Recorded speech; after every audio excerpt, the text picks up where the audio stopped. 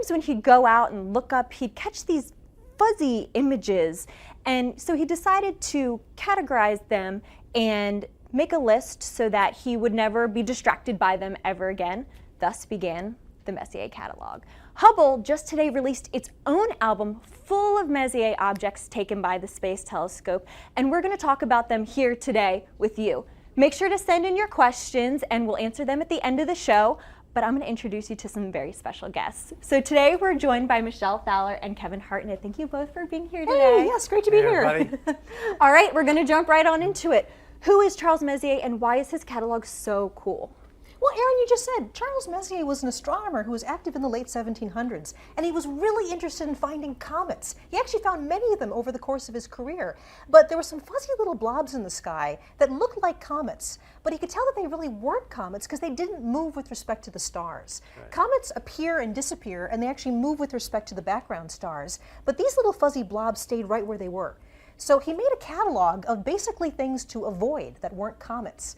And the thing that is a wonderful irony is what he actually had discovered were some of the most dramatic and beautiful objects in the entire universe. Right. He discovered things like dead stars, or stars being born, or what we now know are very distant galaxies. So in fact, Messier found some of the most fascinating things in the sky. Yep. What's very interesting is the first object that we'll talk about, the Crab Nebula. He was looking actually for the return of Halley's Comet himself, which was predicted to show up in the constellation of Taurus in that period. And so he was scanning to find Halley's Comet and came across this object we're going to talk about. So the catalog is just numbered basically in the order that Messier discovered these things. And so we're going to start with M1. And just like Kevin said, M1 is something called the Crab Nebula. So we actually have a depiction here of where the Crab Nebula is in the sky and a little bit about what it looks like. So you can see it's actually here in the constellation Taurus. It's going to be honing in on that. And as this begins to pan in, look, there's a fuzzy little thing there. And that's what he saw, and that's what he thought might be a comet. But as we pan into it even more, you see that there's wonderful dramatic structure. And what this turns out to be is an exploded star. It's what we call a supernova remnant. So there was a star long ago that exploded, and it actually spread its material over hundreds and hundreds of light years. And in the middle, there's the dead core of a star called a neutron star. Neutron stars are amazing. They have the density of Mount Everest pushed into every teaspoonful of material. And they actually rotate hundreds of times a second. And I remember that you actually knew what year the star exploded. Yes, so historians have figured out that this is associated with the Chinese sighting of a guest star, they called it, that was visible, so bright it could be seen during the daytime, and that was 1054. So we're very sure when this star actually exploded. Now, Kevin is an amazing amateur astronomer. He actually takes pictures of these objects with his own telescope. So should we go to some of the images that you've taken yourself? Sure, why not? In this case, I don't have one of M1. We'll see others, but I wanted to show you both this chart and where M1 can be found. Do you see the constellation of Taurus here? This little cluster of stars called the Hyades is V-shaped, and it marks the horns of the bull of Taurus. He's up and to the right of Orion, very easily spotted in the winter sky. And you take the lower horn and look at it with a telescope, and you're sure to find M1 if you just sweep around the field of view with that star in it, because it's very close to that star named Zeta Tauri. So I want you to know that in the Hubble catalog that's been released, we have a star chart like this for every Messier that's in the catalog. So even if you don't know anything about the Messier objects, you'll know basically where to find them in the sky, what season to look for them in, what constellation they're in, and we also tell you in the album what telescope is a good one to look for this object with, and what time of the month or what month of the year you should be looking for it. So keeping with the theme of dead stars, there's another one of my Messier objects that's one of my favorites. It's called the Ring Nebula. And so we talked about M1 being the first one. This is all the way at M57. Now the Ring Nebula is in the constellation Lyra. And this is actually a different sort of dead star. The first one we saw exploded violently in a supernova. This star is basically gently unraveling itself into space. It was a star that was more about the mass of the sun. It's dying and actually losing shells of gas around it. And in the middle, there's the remnant of this tiny little star, which is now cooling off and basically dying. So the Ring Nebula is a beautiful, beautiful object, and you can see some of the complexity that the Hubble Space Telescope discovered when it actually took many different visuals of this Ring Nebula. So the thing that I really love about the Ring Nebula is it's not very easy to see in a telescope. You have to use a special technique to see it. So tell us a bit about your observations of the Ring Nebula and how you see an object like this. Okay, sure, I'd be happy to. It's one of my favorites. It's a great summer favorite for amateur astronomers. It's high in the sky, and it's fairly easy to locate in the constellation of Lyra. But as Michelle said, it's small and a little bit hard to find. And when you put in an eyepiece that has more magnification, it dims, and it gets a little tricky to see, especially the hole that's in the center. What you have to do, and this is a trick that we amateurs use, is look to the side of the object, because the edge of your eye is more sensitive to light than the center is, oddly enough. You have rods and cones in your eye, and the rods are along the edge. So at night, your peripheral vision is better than your center vision. And you can see things that move. So as a trick, we get the object in the telescope and then look to the side of the object and wiggle the telescope a little bit, and you can actually see it better when you do that. Especially the hole in the middle. It looks like a big smoke ring in the sky when you use those tricks. Now you won't see the center star because that's pretty faint, and although I took this photo with just general DSLR and a modest telescope, the camera is more sensitive than your eye, and so it can pick up on the star. You'd need probably a 14-inch telescope to see that star. So we're going from the theme of dead stars to something now very different, and that's the birth of stars. Messier actually discovered things that represent all the different phases of the life cycles of stars. So we're going to start talking about young stars. Yeah, and while we walk over to talk about the young stars over here, I wanted to remind everybody to continue to send in your questions. We're getting some really great ones. We're still here at Goddard Space Flight Center talking about Hubble's Messier catalog, and now we're going to be talking about dead stars. So take it away. I'll get out of your way. Well, that's right. These are stars that are being born. The next object we're going to talk about is one of my favorites in the sky. It's like an old friend returning every time the fall sky rolls around, and that's M42. This is the Orion Nebula. And as you can see in this wonderful animation, what the Orion Nebula really is a giant cloud of dust and gas. And inside it, there are stars forming that are lighting up this cloud. And there are actually 4 very bright stars at the very heart of the nebula called the trapezium cluster. And these stars are actually larger than the sun, more massive than the sun and brighter. And the light from them is lighting up the whole area that we know of as the Orion Nebula. To me, this is one of the most beautiful images ever taken by Hubble. It's not only beautiful, but it's very dramatic when you think about this is a cloud of dust and gas, many, many hundreds of light years across. And inside it, there are dozens, if not hundreds, of new stars forming right now. So this is a beautiful object, and I have to say that the image you took of this is spectacular. I mean, you are an amazing astrophotographer. Let's take a look at what you got with this one.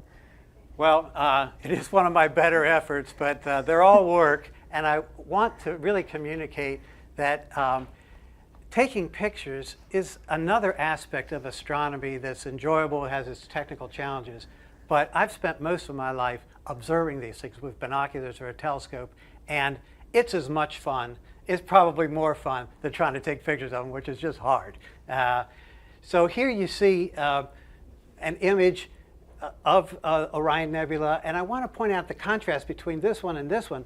It took Hubble about 500 different pointings, mosaics, stitched together to form this image. Because Hubble zooms in, it has such high magnification, it zooms into a smaller part of the object. This could all fit in the field of view of my telescope.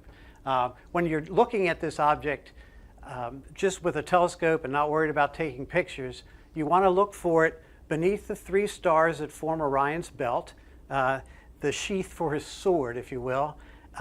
Right in that area, from a dark spot, you can see a faint cloud, and put a telescope on it, and you can see there, right there is an image of where M42 is. Again, this is on our website, so you can find these for all the Messier objects there. But you put a telescope on it and you can see this trapezium, 4 little stars in a trapezoid shape, and enjoy the dark and light bands of this nebula. It's truly spectacular. Messier actually found a number of examples of young stars. In the case of the Orion Nebula, the stars are still forming in this cloud of dust and gas. But then there are other stars that are a little farther along that have actually moved out of the clouds they were born in. And in many cases, just the radiation and also the particle winds coming off these bright young stars blows away the cloud. And so the next thing we're going to is an example of a young cluster of stars. Stars that have all formed probably in the last at least tens of millions of years. It doesn't sound very young to us, but for stars that they are. And this is a cluster called the Pleiades. And the Pleiades is a wonderful thing to see in the autumn and winter sky. It always is wonderful for me because I know that wonderful, beautiful autumn sky is rolling around. These images look very different. So here's the image that you took of this young cluster of stars. And in fact, the Hubble image is it's so much resolution and so much focus, it's only a tiny part of your image here. Right. So compare the Hubble image that we have here with what you were able to see with the Pleiades. So it's a very tiny portion. The Pleiades is a naked eye object, and it's somewhat like 3 or 4 times the size of the full moon. So it's very big on the sky. This image taken by Hubble of part of the gas and dust surrounding these stars is right in between this bright star called Meropa and these 2 little stars next to it. So it's a very, very tiny portion of the actual Pleiades. Pleiades is also known as the Seven Sisters. A lot of people mistake it for the Little Dipper because it has this dipper shape. And with your eye, you really only see 6. There's this legend of the missing Pleiad because you don't see 7. But this cluster is also known in Japan as Subaru.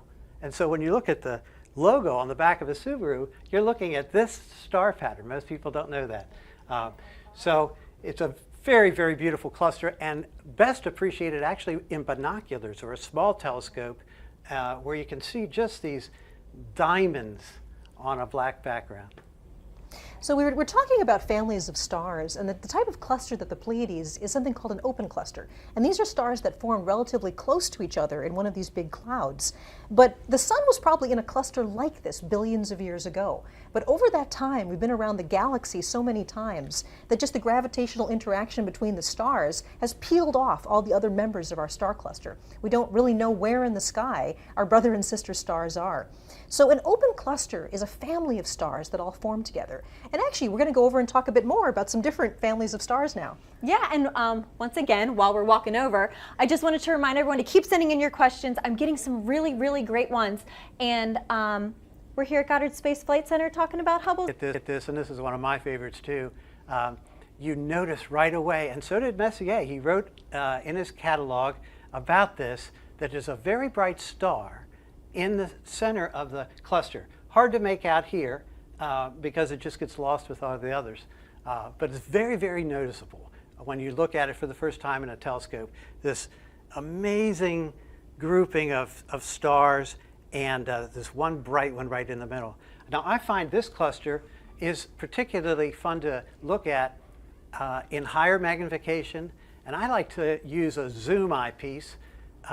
So I look at it at low magnification, and the stars are really tight, and then as you twist the eyepiece, it zooms in, and you see just hundreds more. It's a remarkably beautiful open cluster, and there's something like, hundreds of stars in the cluster. That's right. Now, an open cluster can have dozens or hundreds of stars, but there are actually much larger star clusters as well. And certainly the largest ones that are in our own galaxy, the Milky Way, are called the globular clusters.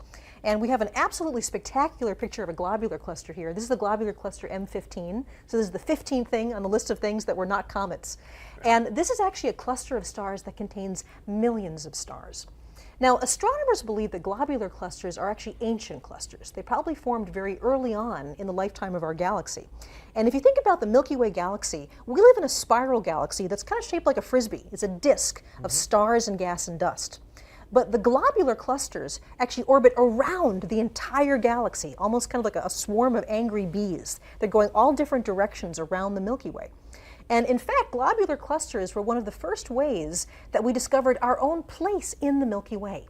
It turns out that we're nowhere near the center of the Milky Way. We live out in the suburbs, about 3/4 of the way out into the disk from the center. So that's a long way from the middle of the galaxy. And all of these globular clusters orbit around the center of mass of our galaxy. So astronomers a long time ago realized that most of the globular clusters were in one half of the sky, and there were fewer on the other half of the sky. And that's because we were looking from a vantage point of being very far out from the center of the galaxy.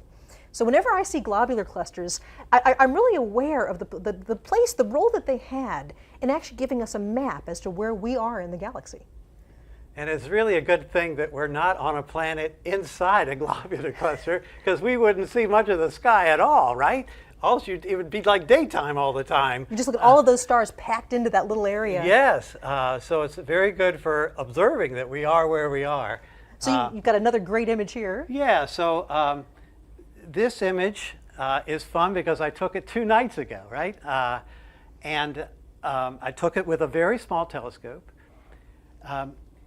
But it's in the constellation of Pegasus, the flying horse, which if you go out into night sky, will appear as a square. They call it the square of Pegasus, very prominent square in the sky. And I like to consider it like a baseball diamond because it's oriented that way. And this object is located off first base. So you go up to first base and there's an L-shaped string of stars. It's right at the tip of the L. Very easy to find. Right there. There you go. Yep. So we've been talking about families of stars, the star clusters, and in fact the largest families of stars in the universe are the galaxies.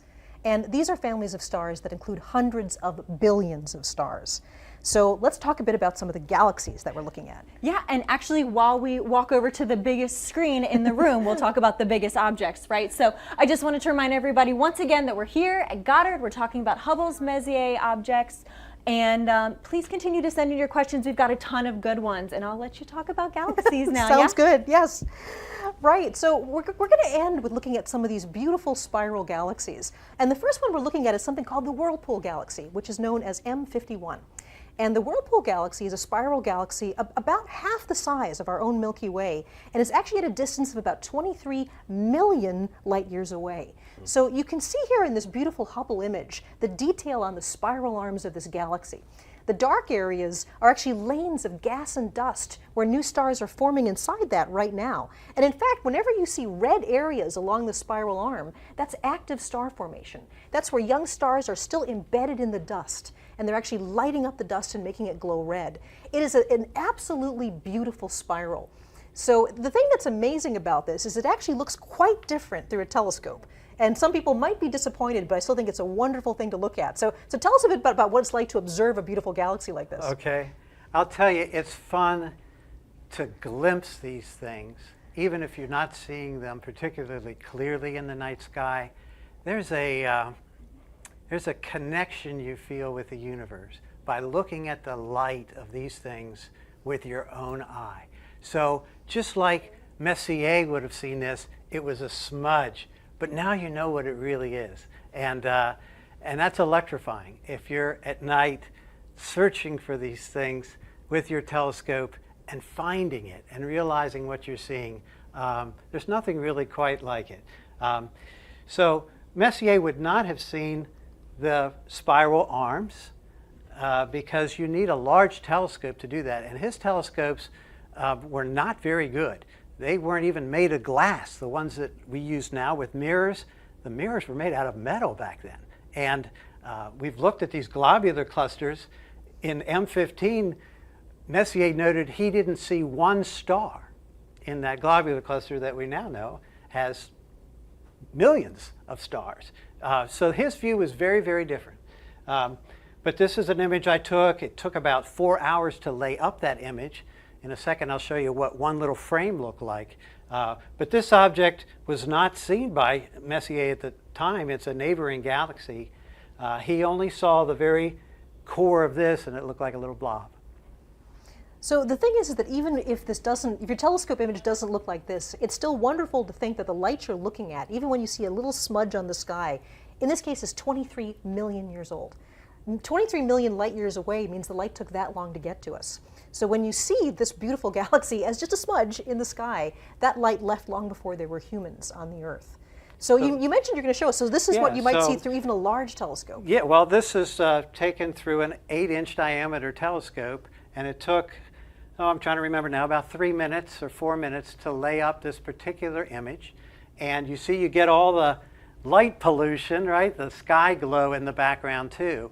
And the trick that amateurs use is to stack all these up, line them all up. And so I took, 4 hours of 3-minute exposures, and you can get software free off the web now to align them all and stack them up, and then you learn some about processing.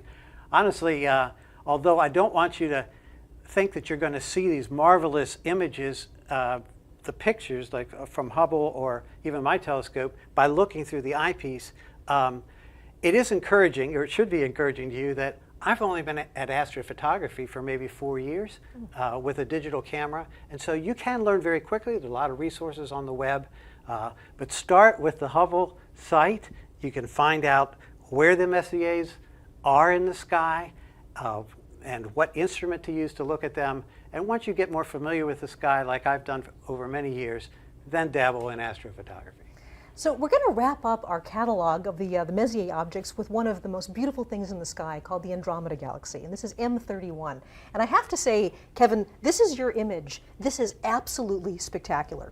The Andromeda Galaxy is a galaxy very much like the Milky Way. It's at a distance of a little bit more than 2 million light years away. And the thing that's amazing about the Andromeda Galaxy is that edge to edge, this is as large on the sky as 3 full moons.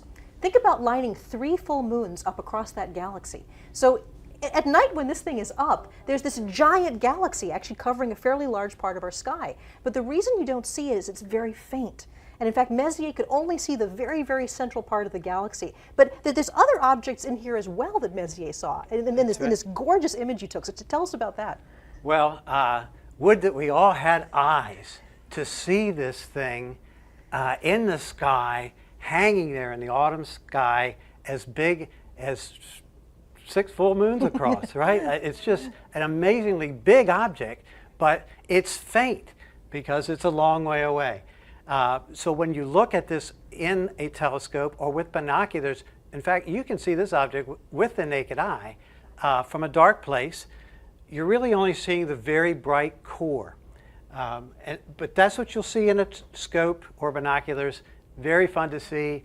I remember dragging my whole family out when I was maybe 15, and it was in the winter. And I said, now that I found it, you have to see it. So it was like 20 degrees outside. Drag all my sisters out to see this thing because it's a classic. It's very spectacular. This object, Messier also found, probably within the same night that he looked at M31. This is called M32. Again, very easy to see because it's so close to M31. And it looks like a slightly out of focus star. A little harder to see is this one down here, a companion galaxy, now known as M110. And you have to use that little trick I mentioned earlier, looking to the side of M110 to see it more clearly. I like to take people out and show them Andromeda through the telescope because it's very easy to see this, a little harder to see this, and they have to really work to see M110. So it's a great learning experience. So going to the Hubble image of Andromeda, this is something that's kind of mind-blowing. Hubble is so powerful, it can actually see the individual stars in this galaxy 2 million light years away.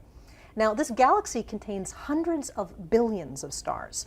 And when you look at this image, there's kind of a graininess to the image, and that's real. These are all individual stars that Hubble can pick out. Now, the amazing thing is it took Hubble over 400 different pointings to stitch together this giant mosaic of Andromeda. And in fact, Hubble only had the time to image about 1/3 of the galaxy. So think about that. More than 400 Hubble images all put together in a mosaic to cover just about 1/3 of the Andromeda galaxy. So it's an amazing thing to see and an incredible Messier object.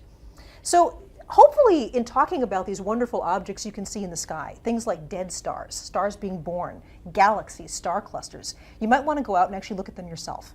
And this is where Kevin is the expert. He's going to talk to you a bit about what you can do to actually go out and make your own Messier catalog. So you've brought some telescopes here. Let's go over here and take a look at this. So I should probably start here because from a dark sky, you can see most of the Messier objects with a good pair of binoculars. From the Washington, D.C. area, maybe a quarter of them. But if you're out in the dark spot, you can see many of these. So get yourself a star chart like this and find them, or use the star charts that are on the Hubble site, and you'll know where to look. It's good to use a set of binoculars at night that's one like this. This is a 10 by 50. 10 is the magnification. 50 is the size in millimeters of the glass up front.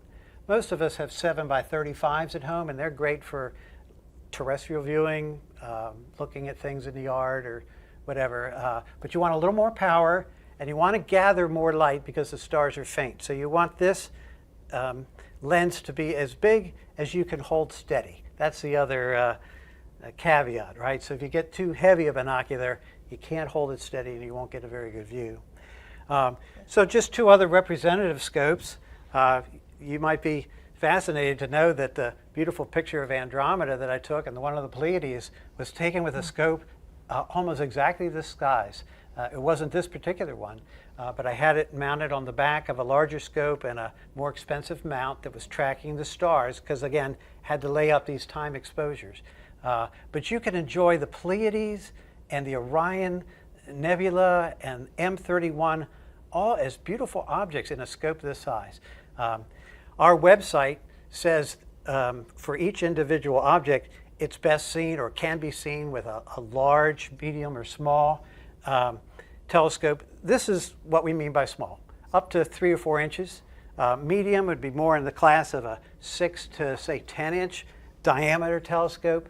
The size of the lens, again, is the size of the, it's what's collecting the light. So think of it as your eyeball. Imagine your eyeball being 8 inches wide. You collect a lot more light. And then larger scopes, which didn't have room on set to bring in here, can be 10, 12, 16. Some amateurs have 20-inch telescopes, great big things. But they get obviously difficult to move around. Each has their own price range and pros and cons. Read up on a website that describes telescopes before buying one. And really, I recommend learning your constellations, finding the Messier objects with a binocular, and then stepping up as your interest continues. Here's a zoom eyepiece that I was mentioning before.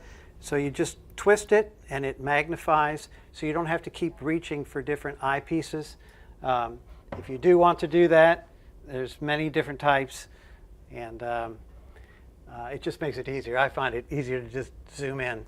Interestingly, Charles Messier, he looked through about every telescope he could get his hands on, and they weren't very good. And they didn't have eyepieces. The eyepieces they had weren't replaceable, I should say. They were a fixed magnification. So interesting difference. Before we go on to some questions from the audience, actually the question I have for you is, how many Messier objects have you personally seen? Oh boy. Yeah, so I've seen just about all of them. We didn't talk about it tonight, but there's a large group of galaxies in the constellation Como Berenices, off the tail of Leo and next to Virgo, where there are just literally scores of galaxies. Some of them are Messier objects, many of them are not. They didn't make his list. So I've looked at that cluster, and when you look through the field of view, you might see 2 or 3 Messier objects, but 2 or 3 that are almost as bright that he missed somehow. And so I've seen them all. I haven't cataloged them all, but I'm starting to do that afresh now. It's kind of a bucket list thing for me. If you write down the day and time and scope that you use and some details about the sky, and send that log to the Astronomical League, you can get a certificate, which is really cool. It's say you've seen all the Messier objects. So I'm now logging them all. I've probably seen them all, but I didn't log them all. Well, excellent. So, I think before we go, we have some time for questions. Yeah, we do, and it seems like we have a couple Messier collection hopefuls in here. We have one question asking, what is the best kind of telescope for a beginner? While we're over here, we might as well start with the telescope questions, yeah? Yeah, so the best answer I've heard to that question is one that you will use, okay? So it can't be too heavy, it can't be too complicated, it can't be too expensive, right, if you're just a beginner, because you want to get your feet wet, right? And realize, hey, I really can find things and enjoy them, and then move up from there. So I find ones that have this style of mount helpful. It's called azimuth and elevation, and so it's very intuitive to just swing it around and bring it up and look for your object in one of these types of telescopes. So I think this is a good choice, not maybe this big, but an azimuth elevation kind of mount on the telescope. And then similar, we got a different question from someone else asking what are the best kind of binoculars for backyard astronomy? Yeah, well, again, I would say shoot for something that's like a 10 by 50, like these, and not too heavy. If you get much heavier than this, they sell stands that you can put them on, but you'll want something to steady them. So I think a 10 by 50 is a pretty good size for most places. That's always my problem. Is I love using binoculars, but it's hard to keep them steady in your hands. So people have techniques like resting your knees on your elbows, your elbows on your knees, and steadying Right. that way, or actually going up against a wall. That's one of the harder things, is learning to steady the image. Right. Speaking of images, maybe we'll come out here so we can see some more of these images in the background while we take a few more questions. Watch your step. Kelly wants to know, what causes new stars to move away from the cloud that they were born in? Well, there's a lot of reasons for this. I mean, there's actually intrinsic movement of the stars, that when stars form, they actually pick up angular momentum. They begin to spin, and the clusters of stars spin in different ways too. And over time, this can actually spin some of the stars out of the cluster entirely. But the other thing to remember is that star clusters never live just by themselves. We go around the galaxy. Right now, we're actually flying around the center of the Milky Way galaxy at about 500,000 miles an hour. Good thing we don't actually feel that. Right. And as the sun moves around the galaxy, it has very gentle gravitational encounters with other stars. Over billions of years, over many passes around the galaxy, this actually spreads the cluster out. And so we've actually left probably some of our sister stars way on the other side of the galaxy. The star formed right near us, but now it's 100,000 light years away. And that's just the regular gravitational attraction of the different stars as we move through the galaxy. Great. It seems like these clusters kind of resonated with people. Someone else wanted to know, how far away are stars in a cluster? Oh, now that's a very interesting question. I don't have an exact number for some of the clusters that we've been showing you, but as Kevin mentioned, if you were in a globular cluster, if you were actually in a planet around a star, in the heart of a globular cluster, the night sky would be brilliantly bright. So the closest star to us is about 4 light years away. And in the heart of a globular cluster, it'd be a lot closer than that. I don't have an exact number, but I do know the night sky would look a lot different. 4 light years is actually a long way, yeah. Right? And so if I've read that if you considered the volume of sphere that's 4 light years in radius, in some of these globular clusters, there can be as many as 10,000 stars within that sphere. And so imagine being on a planet around one of those. It would be just dazzling. Yeah. And then another question, this one looks like it's specifically for Kevin. How do you deal with light pollution? Yes, well, I cry a lot, I guess, is the answer. If you have a portable telescope, right, which some of mine are, you get to a dark spot, and that way you can just enjoy the night sky and find things easier. Taking pictures, see, is one of the strategies that I have to fight light pollution, because you can play tricks with a digital camera. Digital camera is very, very sensitive, if you've seen in these images. And so you could play these tricks about stacking up photos and processing them and get these amazing results. I live north of Washington, D.C., where it's very, very bright, and yet you can play these tricks with a digital camera. Some of the same tricks Hubble plays, actually. Taking an image and then basically covering the shutter and putting a black cover on the telescope and taking another image. You say, why would you do that? You record the noise in the camera, and then there's software that you can use to subtract off the noise. And so this is a way to fight light pollution. You subtract it off with a digital camera. Can't do that with your eye, but Hubble plays that same trick, not to fight light pollution so much, but just to get that noise that's inherent in the camera because of its thermal qualities, and subtract that out. It's amazing to me just how much we're missing with light pollution. I mean, I think that the most beautiful sky I ever saw was when I was in Chile. I was in the Atacama Desert where there were no lights around at all. And somebody actually pointed out the Milky Way was so bright overhead, it actually was making me cry. It was so beautiful, I was getting tears in my eyes. And I actually looked down at the ground, and someone pointed out that I was casting a very, very dim shadow on the ground. But there was no moon out that night, none of the bright planets were out that night. That was actually a shadow being cast by the Milky Way. It's very That's cool. how bright the Milky Way can get. So, I mean, get yourself to a dark sky area if you possibly can. Wow, that's crazy. So we got a question about Hubble specifically. How does Hubble take so many sharp images when it's moving so fast? Pointing. I think I'm going to lead this to the Hubble operations manager. Absolutely. That's for you, Kev. Yeah, so you don't think about it much. That would be more of a problem if the stars were closer. But they're so far away that the light that's coming anywhere near Earth is coming in parallel beams. And so, yes, Hubble's moving around the Earth, but it's still seeing these parallel beams that come from these different distant stars. If an object were closer, like the moon, you don't see many Hubble pictures of the moon, do you?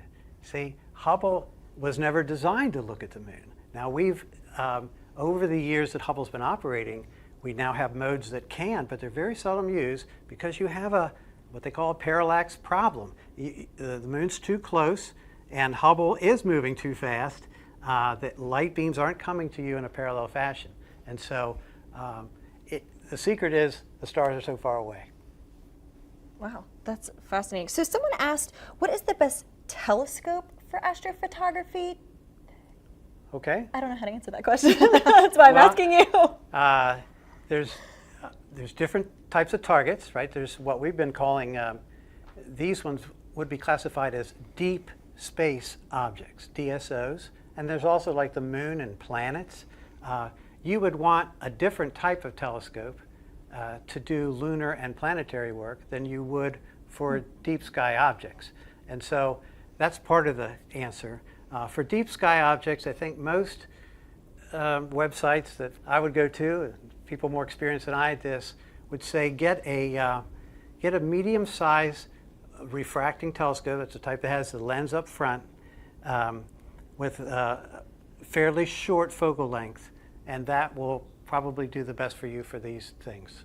Lots of reasons why, but those kind of telescopes can range from the $600 one that I bought to $6,000, so you kind of go with your budget too.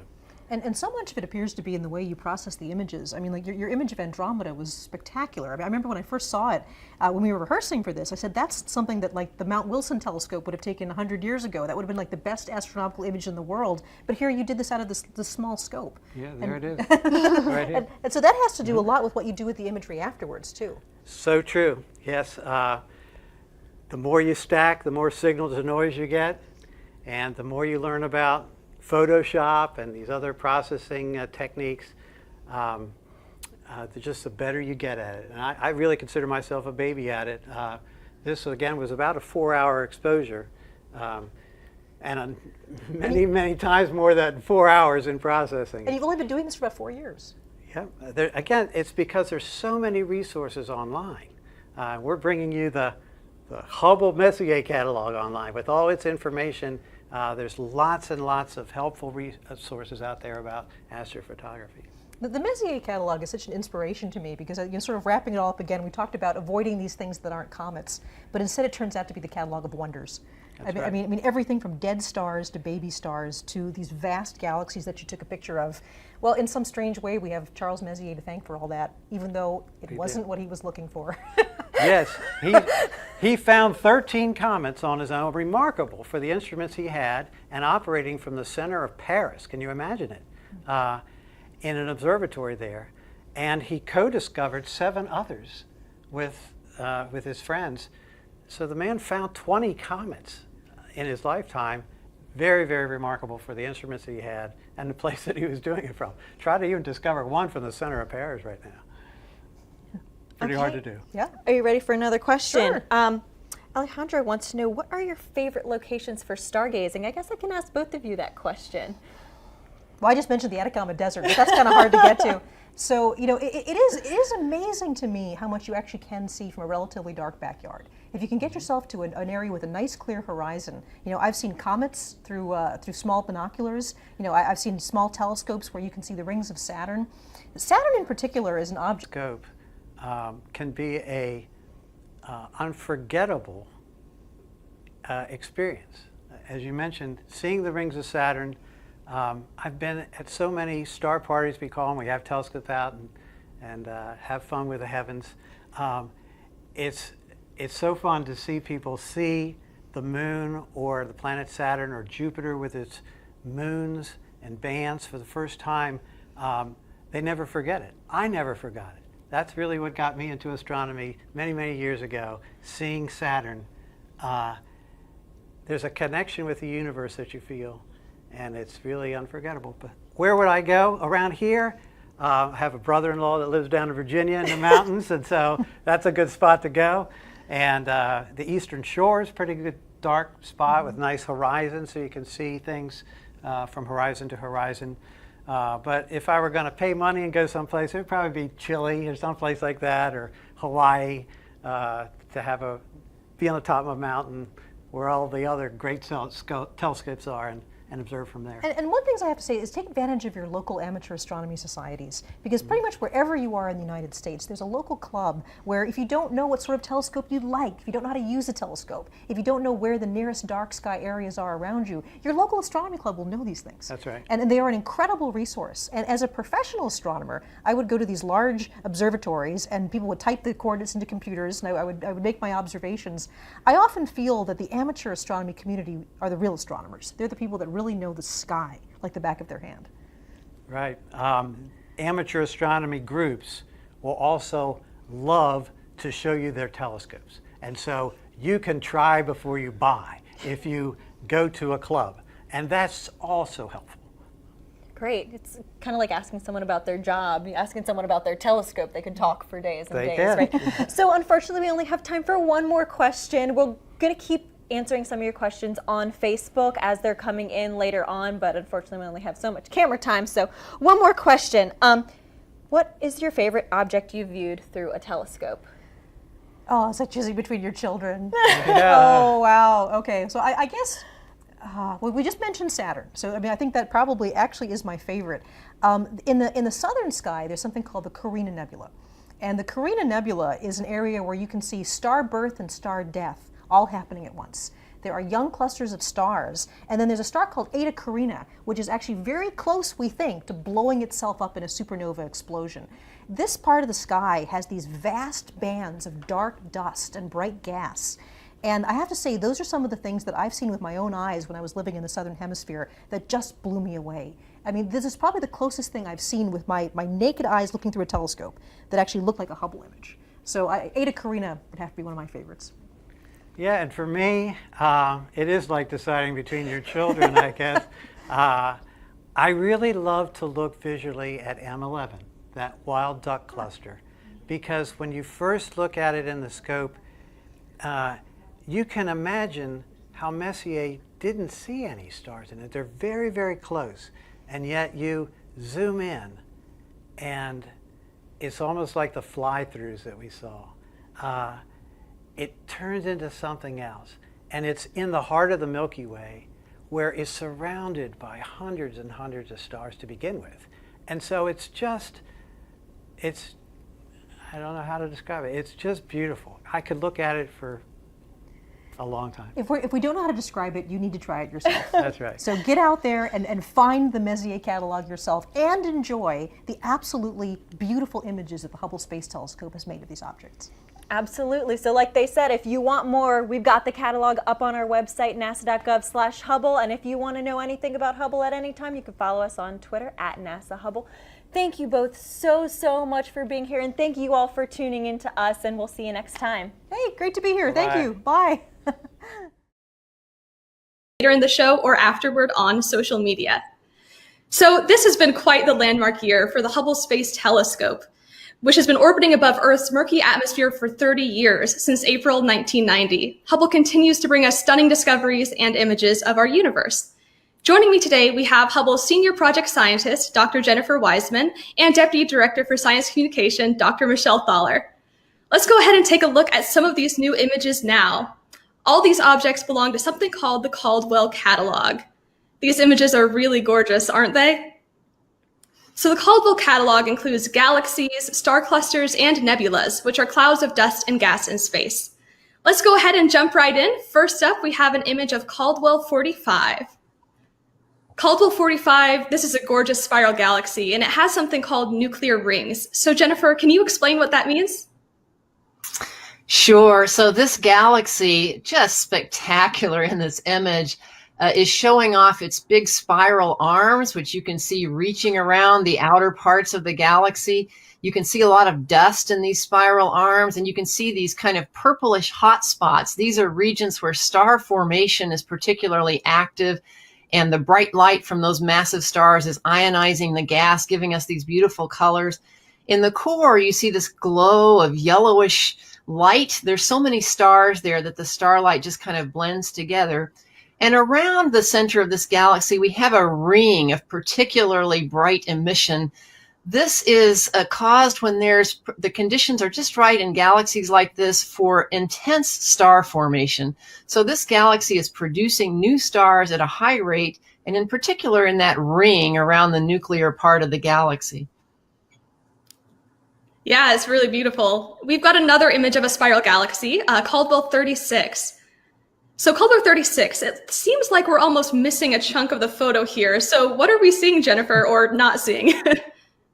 That's a good question. So first of all, you see that it's a beautiful spiral galaxy, another case of just a marvelous windmill type pattern of spiral arms with lots of stars, star formation, dusty regions. That kind of stair-step shape in the upper right is actually an aspect of the camera that was used to take this image. The Wide Field Planetary Camera 2 is almost like having 4 cameras in the 4 quadrants of this region. And the upper right quadrant, that camera actually can see things in higher detail than the other 3 quadrants, the other 3 cameras. So if we want it all to kind of be at the same resolution, we have to shrink down the image from that upper right camera or that upper right quadrant so that it matches the same resolution capability of the other 3 quadrants or the other 3 camera pieces. And when we shrink it down, it kind of gives us this resulting stair-step pattern in the final image. But if you can kind of ignore the stair-step pattern, you can see the gorgeous, gorgeous central part of this galaxy and the spiral arms around it. And again, another example of nature's spectacular means of arranging stars and continuing the production of new stars in active spiral galaxies like this one. Yeah, thank you, Jennifer. We've got another beautiful galaxy image of Caldwell 29. So at the heart of Caldwell 29, astronomers suspect that there is a supermassive black hole. So Michelle, could you tell us more about what black holes are? Oh, absolutely. So, I mean, the amazing thing about a black hole is that it's a region of the universe where gravity is so extreme, it can actually suck light in itself, and that's why we call them black holes. Now, normally we think of black holes being formed by stars that die and their cores collapse under the force of gravity. But in this case, we're talking here about a supermassive black hole. In the center of a galaxy, black holes can get to millions or even billions of times the mass of our sun. So this galaxy has a particularly mysterious bright center. And although we're seeing visible light here in Hubble and maybe a little bit into the ultraviolet and infrared, what we also measure from this galaxy is X-ray light. X-ray light is only naturally produced when the gases reach temperatures of over millions of degrees. So as things fall in closer to this huge black hole, they get caught by the black hole's gravity and accelerated faster and faster around, almost like water going down a drain. All of that friction heats the gas up to millions of degrees, and it flickers on and off in X-ray light. So in the core of this galaxy that you're looking at here, there is a monstrous, huge black hole. And one of the big mysteries that Hubble and other telescopes are trying to solve right now is how black holes can actually grow that big. Millions or billions of stars must have gone into that black hole. Wow. So the Caldwell catalog also contains something called planetary nebulas, like this image of Caldwell 56. But the term planetary nebula is a little bit misleading. So Michelle, what are we looking at? Well, sure. So here we're looking at something closer to us. When you look out to galaxies, you're looking at things that are millions or tens of millions of light years away. In this case, this is a nebula, a glowing cloud of gas that's in our own galaxy, about 1,600 light years away. And as you mentioned, we call these planetary nebulas, but unfortunately that name was picked before we really understood what they were. We saw all this glowing material around a star, and we thought, hey, maybe there are planets forming. But instead of the birth of a solar system, what we're actually looking at here is the death of a solar system. Planetary nebulas are formed when a star begins to die, and it bloats up to huge sizes, then begins to drift away into space. And what's left at the very center of this nebula is a white dwarf star, a star that's actually just lost its nuclear reactions entirely and is slowly cooling off. So this is a wonderful planetary nebula that it's a little bit poignant. We're actually looking at the death of a solar system. And that's the gases that you see glowing here being unraveled from this dying star. Very cool. Thank you, Michelle. So the next cosmic object we're going to look at is Caldwell 73, which is a globular cluster. You can find Caldwell 73 in the southern skies with binoculars. But Michelle, what exactly is a globular cluster? Oh, these are absolutely wonderful. These are the largest star clusters that are part of our galaxy, the Milky Way.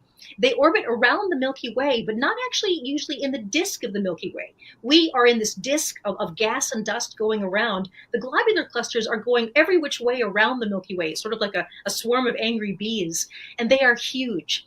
This particular globular cluster, the center of it is about 40,000 light years away from the sun. And it has the mass of over 500,000 suns. And because we think that most of the stars in this globular cluster are actually not as massive as the sun, that means it probably has 1 million stars or more. The amazing thing about these globular clusters is they're also very old. So this particular cluster we estimate to be a little bit over 9 billion years old. And when you think about the sun being somewhere between 4.5 and 5 billion years old, this is an old cluster indeed. So these clusters may give us clues about how the galaxy formed and even what the universe was like many billions of years before the sun and the earth formed. So it's absolutely lovely. I mean, doesn't it look like sort of scattered diamonds and jewels on black velvet? You know, I've had the privilege to be looking at this cluster in the southern hemisphere. And even through a small telescope, it is absolutely spectacular. Yes, it definitely is. Now, one of the coolest things about Hubble is that it can look at cosmic objects in different wavelengths of light. So let's take this image of Caldwell 52. Hubble was able to image this galaxy, this elliptical galaxy, in both visible light and infrared. So Jennifer, when Hubble is looking at an object in the infrared, what is that telling us? Well, we are so fortunate that Hubble is able to look at objects like this galaxy with different kinds of eyes, if you will. Certainly we can look in visible light, but Hubble also has the capability of taking in ultraviolet light, which is bluer than blue, and also somewhat into the infrared part of the electromagnetic spectrum of light, so redder than red. When Hubble looks at visible light, it's capturing starlight in visible light, and also sometimes you can see regions where dust in the galaxy is blocking out some of that starlight. So you can kind of see the blockage there. When we look in the infrared part of the spectrum using Hubble's infrared capabilities, we can see more of the reddish stars throughout the galaxy and more of the emission coming from dust throughout the galaxy as well. Kind of the glow from dusty regions, heated regions. And if we can combine what we see in infrared light with what we see in visible light, we get a much richer picture of what we're seeing in that galaxy. We can learn a lot more. So in the Hubble image, you can actually see the infrared picture up in the top middle, the visible light in the bottom, and the combination of the two in the upper right. And you can see how much we can see and learn a lot more by having both visible and infrared light combined. Definitely. And Jennifer, even after 30 years, Hubble is still bringing us amazing views of the universe. So could you tell us what this landmark anniversary means for the mission? Well, we are delighted that the Hubble Space Telescope is working very well, even though it's been operating in space for 30 years. It's a satellite in orbit around planet Earth. It was launched and deployed by the Space Shuttle back in 1990. And thankfully, we've had several return visits from astronauts to the Hubble Space Telescope over the years. Each time astronauts have returned to Hubble, they've been able to repair things or install new and improved instruments, including science instruments. So we now have on Hubble a really fantastic suite of cameras and spectrographs.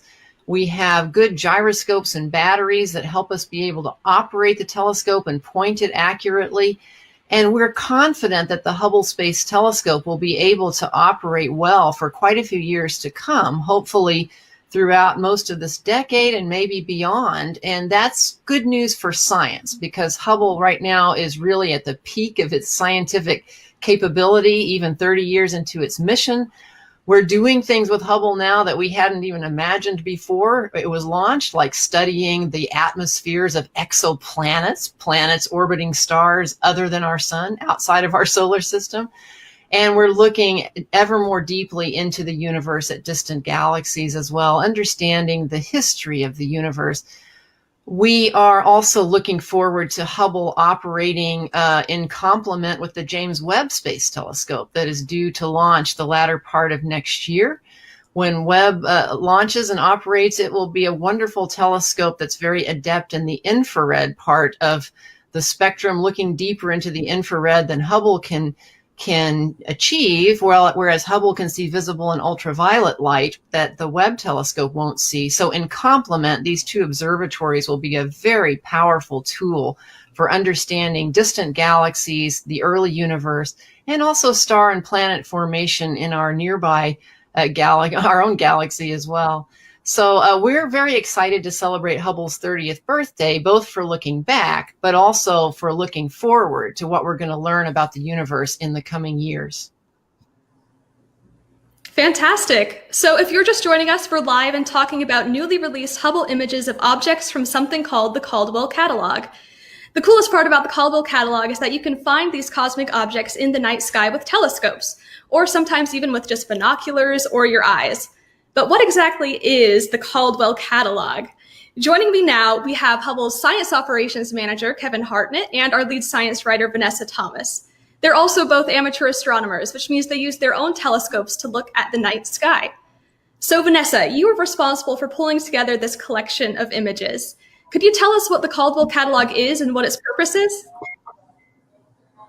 Yes, of course. The Caldwell Catalog is a collection of 109 celestial objects, galaxies, star clusters, and nebulas that, as you said, can be seen with amateur-sized telescopes, and sometimes they are bright enough that you can see them with binoculars or even the naked eye. And the collection was put together by a man named Sir Patrick Moore, and he was a British amateur astronomer and science communicator, and he put the collection together for fellow amateur astronomers to have some targets to look at with their own telescopes. He found these objects interesting and wanted to share his list with others, and it was inspired by a more famous catalog that was put together even earlier called the Messier catalog. That was put together by a French astronomer, and that also included galaxies, star clusters, and nebulas that amateurs can see with their own telescopes. The difference between the two catalogs is that Messier's catalog included only objects that could be seen in the northern hemisphere, where the Caldwell catalog includes objects that can be seen in both the northern and southern hemispheres. So wherever you live in the world, you can see some of the Caldwell Catalog objects. That's awesome. Thank you, Vanessa. So, Kevin, speaking of finding these Caldwell objects in the night sky, you actually took an image of Caldwell 14, which is the double cluster in the constellation Perseus. Let's go ahead and take a side-by-side look of the image you got and the image that Hubble has. Both images look amazing. So could you tell us a bit more about them and how people could find Caldwell objects in the night sky? Sure. Well, Caldwell 14 is an amazing object, and this is a great time of the year to see it. It's located in the night sky between the constellations of Cassiopeia and Perseus, and is frequently called the double cluster in Perseus, and you can see why. With a small telescope from a dark site, you can see basically what I've imaged here. Two distinct open clusters of stars, each with hundreds of glittering members. It's really an unforgettable sight. If I could have the next graphic. This graphic shows the location of Hubble's image in the greater context of the double cluster. One thing stands out immediately. Hubble's field of view is tiny compared to the size of the double cluster. It would take Hubble Space Telescope hundreds of images all stitched together to form a big mosaic to capture all of Caldwell 14. This is one of the reasons why NASA is preparing the W1 mission, because this space telescope with one shot will take all of Caldwell 14 with the resolution of the Hubble Space Telescope. Now, how do we find the Caldwell objects in the night sky? Well, if you don't have a motorized go-to telescope, you'll need different things. First, you'll need a good listing of the objects and some detailed star charts for where to find them. Now, these thankfully are easily available online or in an atlas or even in a phone app. Second, you need a dark spot. Get out away from city lights if you can, and let your eyes dark adapt to the night sky, and you'll begin to see those fainter stars and constellations that you can't see from the city location. It's helpful at this, in this regard, to go out on a night when there isn't a bright moon in the sky. Then you need to choose your optical aid based on the brightness and the size of the object that you're looking for. So again, you can use anything from binoculars like these 7x50s, which are great, or a small telescope like this 3.5 inch here, or for some of the fainter objects, something in a 6-inch class like this one here. So the final thing is really to remember patience and persistence. This is a treasure hunt. And imagine what it's like to see with your own eye in the telescope the light from a distant galaxy that's millions of light years away. It's really worth it. It's unforgettable. Thank you so much, Kevin. Before we jump into some audience questions, let's check back in with Vanessa. So Vanessa, there are more images and information about the Caldwell catalog online. So could you tell us more about what we can find on Hubble's website? Absolutely. If you go to nasa.gov/Hubble, you will find a link to our Caldwell catalog, and there you'll find some background information about the catalog and Hubble's images of these objects, and you'll see a gallery of all of the objects in the Caldwell catalog that Hubble has observed and we've released images of. And you'll see some of the new ones highlighted in new. And if you click on one of those objects, you'll get the full image. And you may even see more images than just one, because sometimes Hubble has seen more or taken more than one image of an object. And you'll find some information about that object, as well as how to observe it. You'll see a basic star chart that'll give you an idea of where the object is located in the night sky, and it'll tell you what constellation it's in and what time of year to look for this object. If you look at the description, it'll give you more detail about whether it's in the northern hemisphere sky or if it's in the southern hemisphere sky, and whether you need a telescope or binoculars or if you can see it with naked eye. Great, thank you. All right, now we're going to take a look at some questions. We have one from Facebook. Okay, so what can Hubble tell us about elusive phenomena like singularities and gravitational distortions? Jennifer, would you be interested in that, or Michelle? Feel free to jump in. I can take a shot at it. We are able to see the effects of some of these unseen phenomena. So let's take dark matter, for example. We now know that the majority of mass in the universe is unseen. It's dark matter, but we know it's there because of its effects, its gravitational effects. One of those effects of dark matter is to actually distort space-time. All mass actually can do this. And if you have a lot of matter together, such as in a cluster of galaxies, there's a lot more dark matter than the visible starlight. And that can actually distort space-time significantly enough that when we look at that region with the Hubble Space Telescope, the light coming through that distorted region from a background galaxy will get magnified and distorted, stretched out. Sometimes we'll see multiple apparitions of that background galaxy. We call this gravitational lensing. And through it, we're able to discover and detect and map out the distribution of dark matter in that cluster of galaxies, even though we can't see the dark matter. And we can also learn things from the background galaxies that are very distant but are getting magnified by this effect. So that's one of these sort of unseen phenomena that Hubble is very good at studying because we can see its effects through gravitational lensing.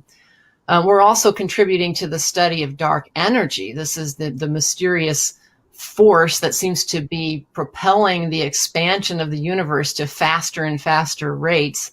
Hubble, as well as telescopes on the ground working together, were used to actually determine that our universe is not only expanding but accelerating, and we're using these telescopes to get a more precise measurement of that rate of expansion of the universe now and the history of that expansion over time.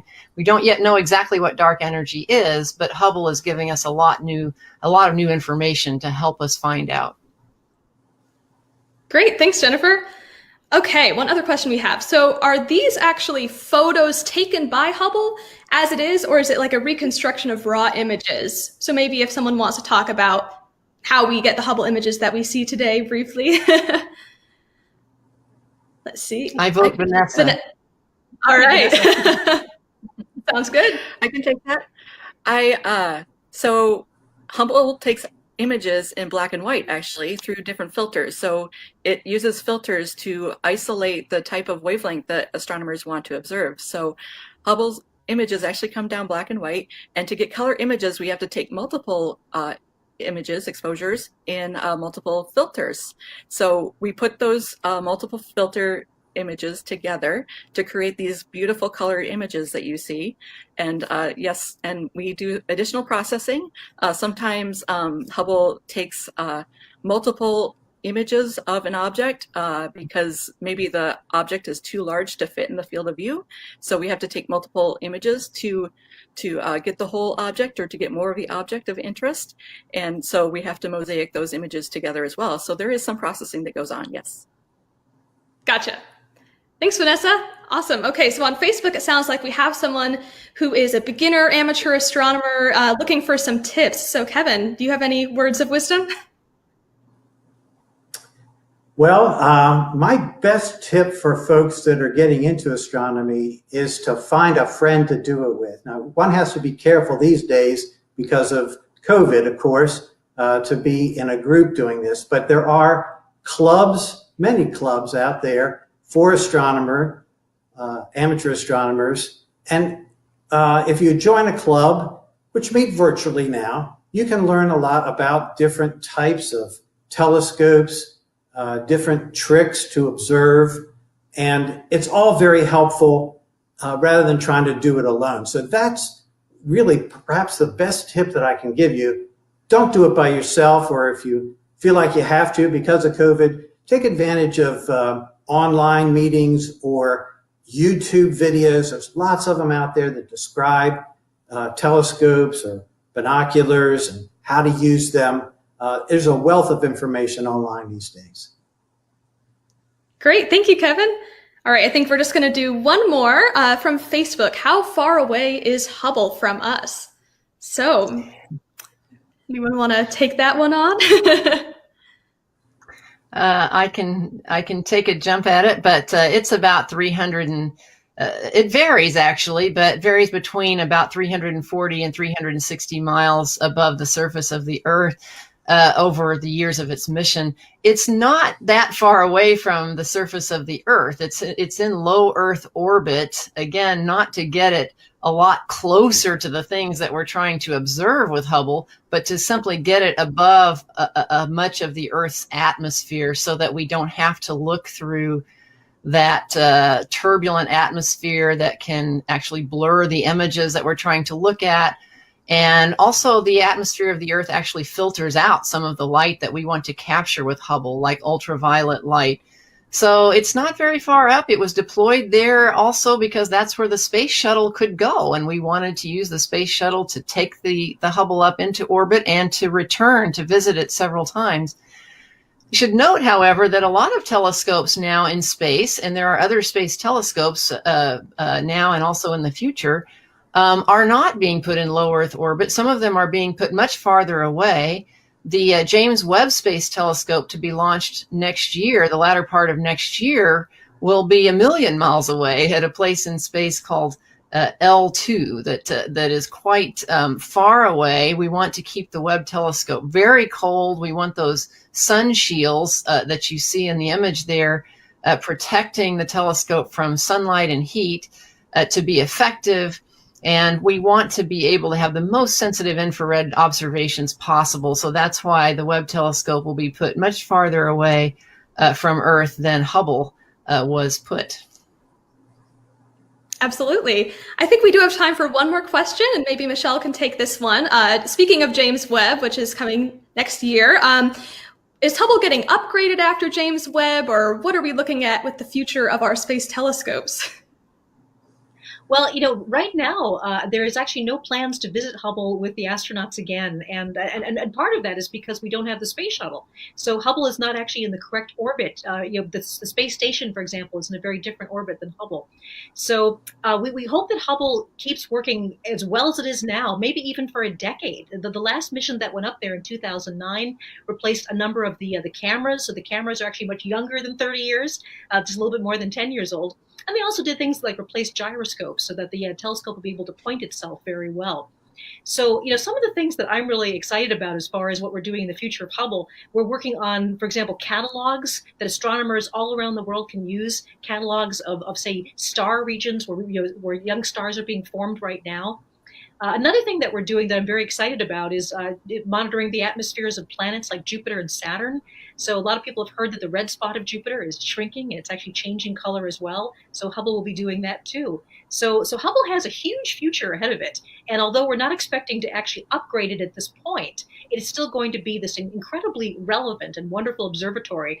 And when the James Webb Space Telescope is launched later next year, the two observatories, we hope, will be able to work in conjunction to some degree. And this will allow us to do something called calibration, where we make sure that one telescope is agreeing with the other telescope. We can make our images and our measurements as accurate as they can possibly be. So that's something I'm looking forward to next year. It's going to be a big event.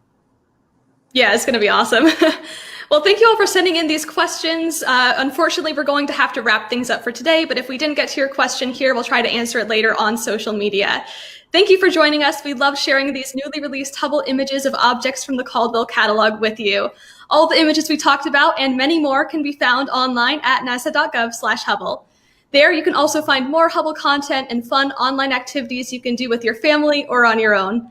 Be sure to keep up with us on social media at NASA Hubble on Twitter, Facebook, Instagram, and Flickr. Thanks again for joining us, and have a wonderful weekend.